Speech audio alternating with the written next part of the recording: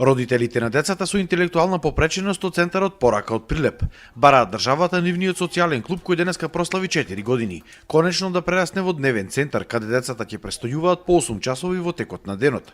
Бараат и вработување на минимум 2 стручни лица. Родителите велат дека не добиваат скоро никаква финансиска помош од државата и дека тешко ќе продолжат вака понатаму, а сето тоа пак штетно ќе влијаело на децата и нивната социјализација. Ако не ги прикажеме нашите деца дека можат нормално да се движат во општеството, во градот, во околината кај што се родени, нема и другите да ги прифата. А за таа цел ние нештото да го оствариме треба да бидат посоцијализирани, а таа е целта ако бидат повеќе време во некој таков дневен центар. Во ваквите центри, овие деца се учат да ги извршуваат основните секојдневни потреби.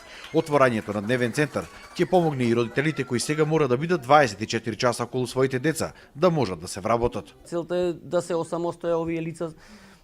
Не е целта само да земиме, да седиме, да цртаме или да боиме, или, значи, за да функционира едно дете треба да знае да сготви, да знае да измети, да знае да исчисти, да знае физиолошките потреби само да си ги сработи. Клубот го посетуваат и голем број волонтери кои што им помагаат на овие лица.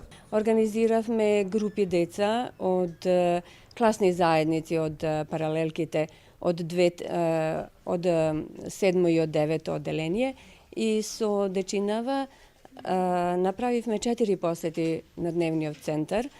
Целта на посетите е, и надам се ќе биде и понатака, дружење и рушење на бариери помеѓу децата без интелектуална попреченост и децава со некој вид на интелектуална попреченост. Не е исто лицата со интелектуална попреченост да се дружат 2 дена во неделата по 4 часа на ден и да се дружат 5 дена во неделата, 5 дена поминати 8 сати заедно, тие би успеале. Во Прилеп веќе има еден ваков дневен центар. Кога би се отворил уште еден и би се зголемил капацитетот за уште околу 10 лица, би се задоволиле потребите за градот. Дали државата ќе има слух за овие барања, останува да покаже времето.